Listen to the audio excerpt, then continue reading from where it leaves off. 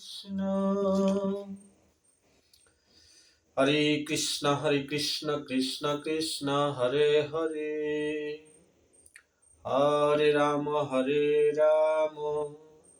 Rama Rama Hare Hare Hare Krishna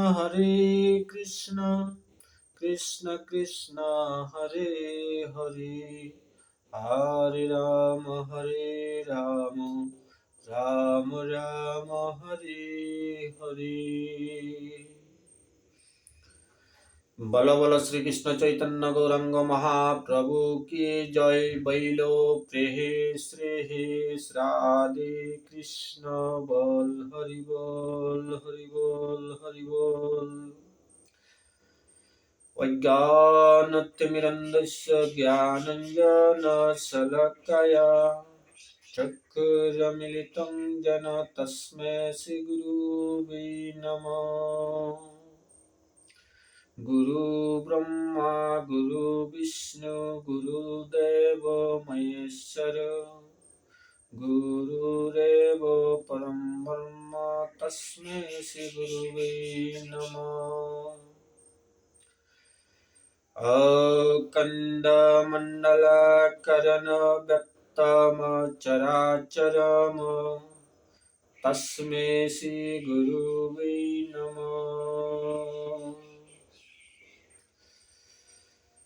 हे कृष्ण करुणा सिंधु दीनबंधु जगतपते गोपेश गोपिका कांत राधाकांत नमस्तुते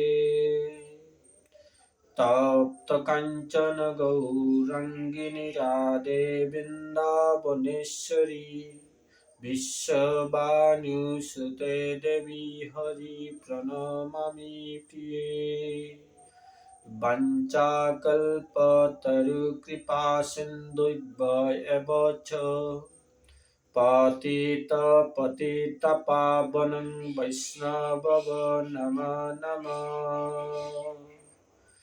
श्रीकृष्ण चैतन्य प्रभु नित्यानंद श्री अद्वैत गदाधर श्रीवासादि गौर भक्तवृंद हरे कृष्ण कृष्ण कृष्ण हरे हरे हरे राम राम राम हरे हरे हरे कृष्ण कृष्ण कृष्ण हरे हरे हरे राम राम राम हरे हरे नारायणं नमस्कृतं नरं चैव नरोत्तमं देवीं सरस्वतीं व्यासं ततो जयमुदीरयेत्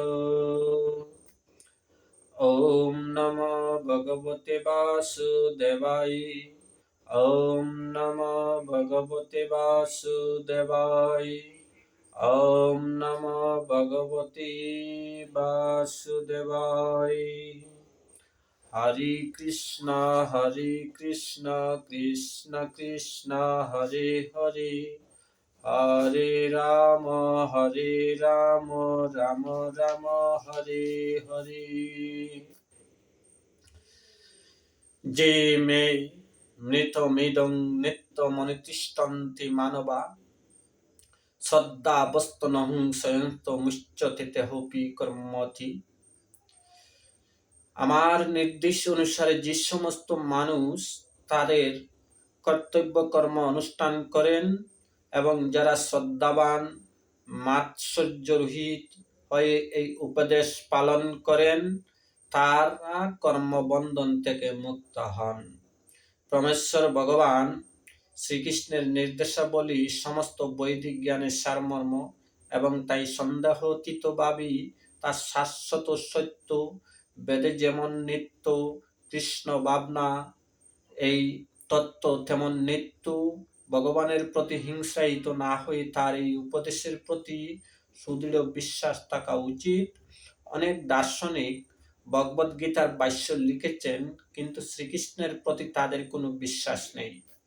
তারা কোনো দিনও সকাম কর্মের বন্ধন থেকে মুক্ত হতে পারবেন না। কিন্তু অতি সাধারণ কোনো মানুষও যদি ভগবানের শাশ্বত নির্দেশের প্রতি দৃঢ় শ্রদ্ধাবান হন, এই ধরনের নির্দেশগুলি পালন করতে অসমর্থ হলে কর্ম অনুশাসন বন্ধন থেকে মুক্ত হবে।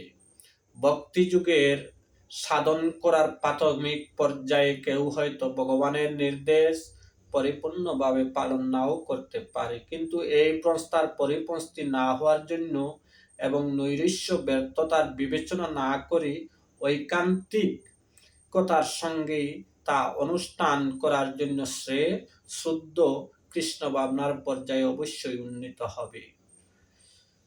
যে তত্ত্ব দেববৈশ্য সয়তা নানো তৃষ্টন্তি মে মতম সর্ব জ্ঞান বিমল সংস্থান বিদ্ধি নস্তান চেতস্য কর্মযুগের ৩২ নম্বর শ্লোকে বলা হয়েছে, কিন্তু যারা মাৎসর্যবশত আমার এই উপদেশ পালন করে না, তাদের সমস্ত জ্ঞান থেকে বঞ্চিত, বিমূঢ় এবং পরমার্থ লাভের সকল প্রচেষ্টা থেকে ভ্রষ্ট বলে জানবে। যারা কৃষ্ণ ভক্তিময় না হওয়ার ত্রুটি সম্পর্কে এখানে পরিষ্কারভাবে উল্লেখ করা হয়েছে। কর্মক্ষেত্রের সর্বোচ্চ প্রশাসনিক কর্মকর্তার নির্দেশের অবাধ্য করলে যেমন শাস্তি হয়, তেমন পরমেশ্বর ভগবানের নির্দেশ অমান্য করলেই অবশ্যই শাস্তি হয়। সে যতই উচ্চ স্তরের হোক না কেন, একজন অবাধ্য মানুষ নির্বুদ্ধিতার জন্য তার নিজের স্বরূপ সম্পর্কে এবং ব্রহ্ম পরমাত্মা ও পরমেশ্বর ভগবানের স্বরূপ সম্পর্কে অজ্ঞ, সুতরাং তার জীবনে পূর্ণতা লাভের কোনোই আশা নেই। কর্মযোগ ৩৩ নম্বর শ্লোকে বলা হয়েছে, সদৃষ্টং চেষ্টতে শস্যাপকৃত জ্ঞানবানপি প্রকৃতিং জানতি ভূতানি নিগ্রহ কিং করিষ্যতি। জ্ঞানবান ব্যক্তি তার স্বভাব অনুসারে কার্য করেন, কারণ প্রত্যেকেই ত্রিগুণজাত স্বীয় স্বভাবের অনুগমন করেন, সুতরাং নিগ্রহ করে কি লাভ হবে।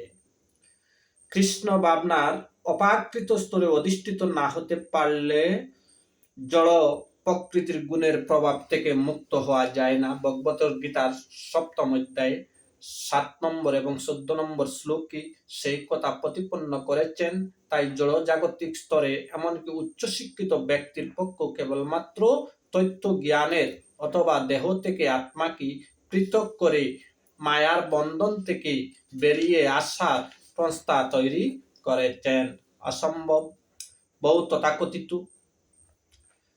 আছে যারা ভগবতত্ত্ব বিজ্ঞানে আগ্রহী হওয়ার অভিনয় করে, কিন্তু অন্তরে তারা সম্পূর্ণভাবে জড় প্রকৃতি জাত গুণের দ্বারা আচ্ছন্ন, যা তারা অতিক্রম করতে অক্ষম। পুঁথিগত বিদ্যার কেউ খুবই জ্ঞানী হতে পারে, কিন্তু জড় প্রাকৃতিক সংস্পর্শে দীর্ঘকাল থাকলে ফলে সে জড়বন্ধনে আবদ্ধই থাকে। এমনকি কেউ যদি জড়জাগতিক স্তরে নির্দিষ্ট কর্তব্য কর্ম সম্পাদন নিয়োজিত থাকে, সে কৃষ্ণ ভাবনায় সহায়তার বন্ধন থেকে মুক্ত হতে পারে। তাই সম্পূর্ণভাবে কৃষ্ণ ভাবনাময় না হওয়া পর্যন্ত নির্দিষ্ট কর্তব্য কর্ম পরিত্যাগ করা উচিত নয়।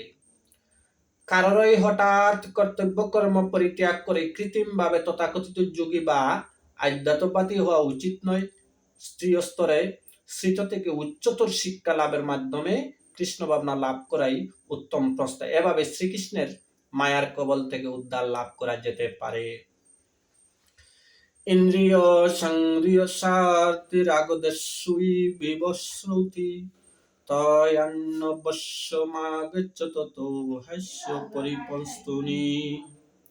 সমস্ত জীবই ইন্দ্রিয় গ্রাহ্য বস্তুতে আসক্তি অথবা বিরক্তি অনুভব করে, কিন্তু এভাবেই আসক্তি বিরক্তির বশীভূত হওয়া উচিত নয়, কারণ তা পরমাত্মিক প্রকৃতির প্রতিবন্ধক স্বরূপ।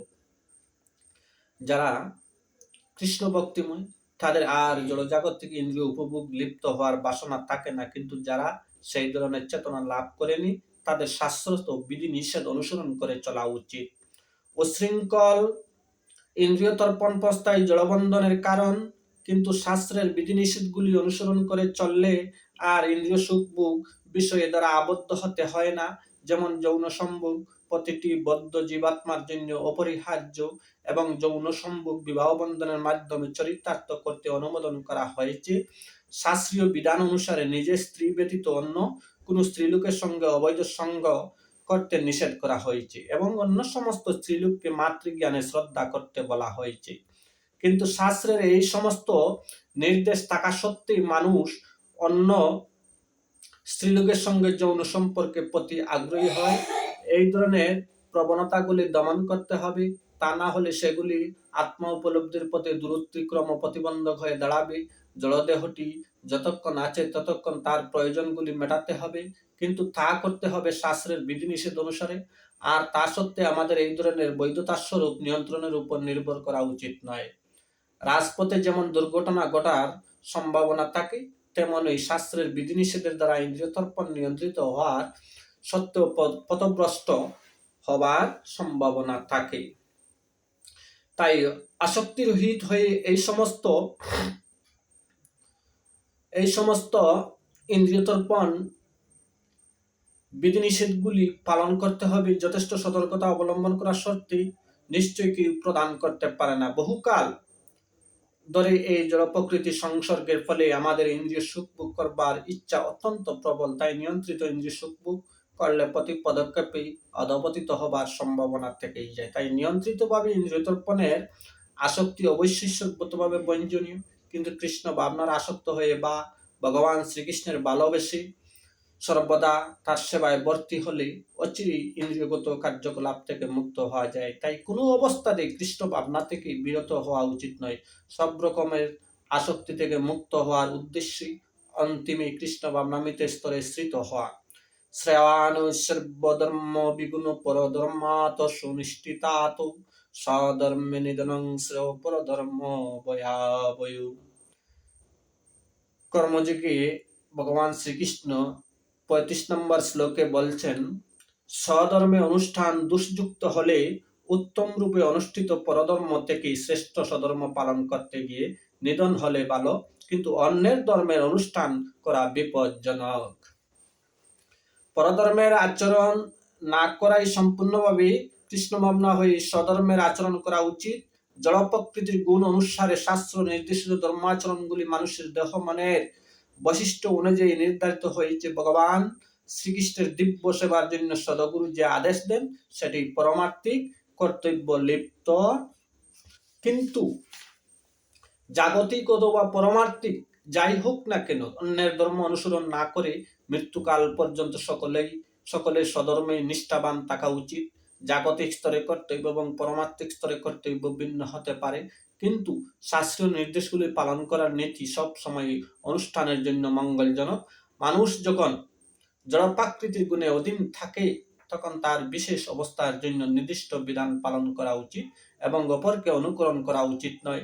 যেমন সদগুণে স্থির ব্রাহ্মণ স্বভাব অহিংসা পরায়ণ, কিন্তু রজগুণের দ্বারা প্রবাহিত ইন্দ্রিয়ের জন্য হিংসা অনুমোদন করা হয়েছে। তাই অহিংসা পরায়ণ ব্রাহ্মণের অনুকরণ না করে হিংসার নীতি অবলম্বন পূর্বক মৃত্যু বরণ করাই